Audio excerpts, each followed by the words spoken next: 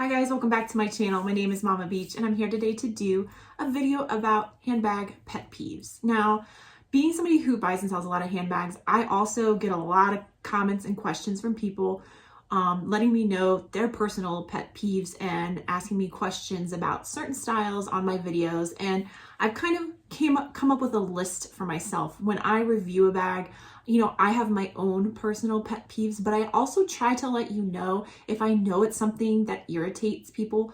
If I notice it about that bag, I want to tell you about it. And the reason I want to do this video today is because I want you guys to be thinking about these things when you go out to buy a handbag. You can't just think about it from the perspective of aesthetically, do I think this is beautiful? You also have to think about the functionality of it. And I think sometimes some of us, myself included, get caught up in the look of a bag. And then when we actually use it, we realize it's not the best choice for us. So just keep these things in mind and keep track of what I'm saying here and think about what your own personal opinion about these things is. So the next time you go to buy a new handbag, we might take a pause and think, I remember that I don't like XYZ and this bag looks like that might be an issue, because if it's not going to work for you functionally, it's just not going to work. So one of the number one things that people ask me and that I try to point out a lot has to do with the opening of bags. Now, it's not something that you would normally really think about, but how you get into and out of a bag is so important in terms of the functionality. And it's one of the, like I said, it's one of the number one questions I get. The two types of questions I get about the opening of bags is it small? So some people really hate small openings. And I pulled out a couple bags to illustrate some points here. This is by far the bag that people want to buy until they see how small the opening is. These Florentine satchels from Dooney & Bourke are famous for their horrible small openings because it looks like a really nice sized bag. You have this nice wide area. Then you get to the top and you see how tapered it is. And then because of how they sew the zipper without any extra tape, it is so small to open. And then you're looking inside and everything's dark and you're having to root around and it really annoys people. So I know people who want to buy this size. This is the mini size because they don't carry that much, but they end up buying the largest size just because they couldn't stand the opening. And then they have this big, heavy, almost empty bag just because they want this style, but they can't stand reaching their hand into a small opening or negotiating a large size wallet in and out. So it's something that I always try to point out in my videos if I feel like it's tough to get stuff in and out of a small opening.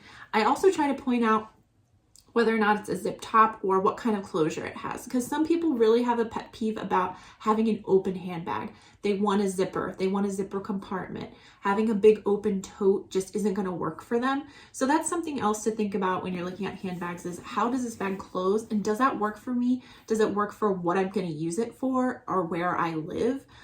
So it's just something to think about in terms of how the bag actually closes. The other question that I get a lot is just kind of the shape of the interior. So some people are really annoyed by having to stack stuff on top of each other versus having it spread out in the bottom of the bag so when they open it, they could see everything. So what I pulled out here is my new Ergo 33. This is a classic example of a bag that you need to stack stuff. So when I fill it, I'm going to have to put stuff on top of stuff on top of stuff because it's a narrow, tall style. So that means when I open this up, also, this kind of does have a small opening too. I'm not going to be able to see everything because it's going to be stacked on top of one another and I'm going to have to reach my hand in and start digging around. And some people just don't have the patience for that. So you have to think about what kind of shape the bag is and how you're going to fill it before you buy it and think of to yourself, do I care if I'm going to have stuff I can't see at the bottom? And that may really bother you. So it's something to think about. The other thing that I get asked a lot is about organization of the bag. So does it have a lot of pockets or is it a big empty hole, black hole where I throw things? Some people love tons of pockets. They want to have stuff squirreled away exactly where they know where it is. Some people want to have room for an organizer so they can have stuff in exactly the right spot that it goes in. Other people can't stand that. They just want to throw stuff and go and they don't have the patience for that.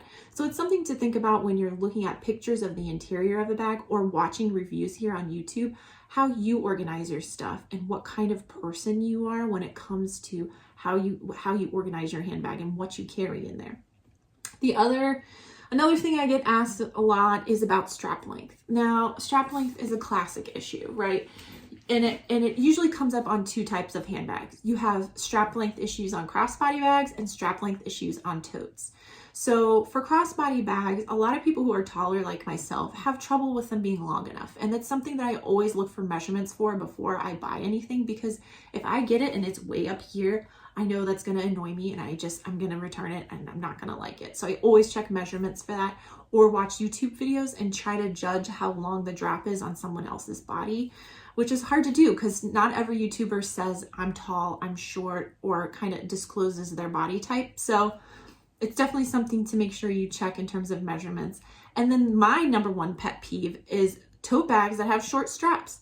Kind of like this Neverfull right here, which I love and is super beautiful, but the straps are so short and I just don't get why handbag companies do it, because if you're carrying a tote, you want space to fill it, and the bigger you make it, the shorter the strap gets underneath your arm. So it's something that I always consider when I'm looking at bags, is just how am I going to carry this, and is this going to fit me and fit what I like and kind of my body and my lifestyle?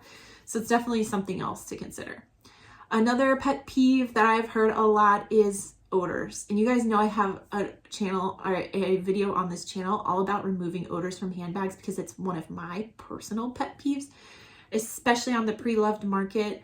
You never know what you're gonna get. You can get bags doused in perfume that smell like cigarettes, or pet odor, or mold or mildew. There's so many different odors out there, and I know everybody's sensitive to different ones, and some people aren't sensitive to them at all. So it's just something to think about, and maybe ask explicitly if you are buying on the pre-loved market, does this have any odors? Now, that doesn't mean somebody's not gonna lie to you and say, oh, it's beautiful and it smells like fresh air outside, and then you get this stinky handbag. That can still happen. But at least if you ask explicitly, then you have an ammunition, you have documentation that you can submit to PayPal or eBay or wherever you bought it, and say like, look, this thing stinks. Just something to do to protect yourself. And you know, some people may be honest with you and just say, look, I wear a lot of perfume. If you don't like that, then don't buy this. And then that'll save you the trouble. And then let's see, two more that I wrote down here. I actually wrote notes to this video, guys, so serious. Is the material. Am I gonna have to baby this? Some people don't want to baby their handbags. Some people want something they can throw around, and you guys know how you are with your handbags. I baby mine. I treat them super carefully. I consider them to be investments, and I'm really, really careful with them. But some people just don't have the patience for that. They just want something that they can use and abuse, and that's gonna last the test of time. So for this one, I brought out my Nubuck Soho tote. I love this tote, I love the color, but it's Nubuck leather. And Nubuck leather, it stains, it scratches, it's not that great in terms of durability. And if I wasn't somebody who babied my handbags, I would have never considered buying this. And it's something you should also think about when you're buying a handbag. What is this made of? Like, is it gonna scratch in 3 seconds? And am I bothered by that? If it has scratches all over it, am I gonna not carry it for that reason? So it's just something else to think about. The last thing I wrote down, and this is another, like, along with the opening of bags, this is probably like the number 2 question I get. And that is, will blank fit? So some people have very specific needs in terms of what they carry. And I will say the top things that people ask me are, will a water bottle fit? And will a laptop or iPad fit? And I get these questions all the time, especially those 2 items. People, I think, when you have certain larger things you need to carry with you that you just need to have because you get real thirsty and you need to have your water, or you work a lot and you need to have your laptop with you at all times. Like, these are things that you need to think about when you pick up a bag. Like, is this going to work for me? Check the measurements. See, if I know a water bottle is this tall and I look at the dimensions of this bag, can I fit it in there somehow? And I think a lot of people don't think about that before they buy something, and then all of a sudden they get it and they realize they have a problem on their hands. Or they come to my channel and ask me to try to fit it in there before they go and buy it so they know whether or not it fits, which I have done a few times for people.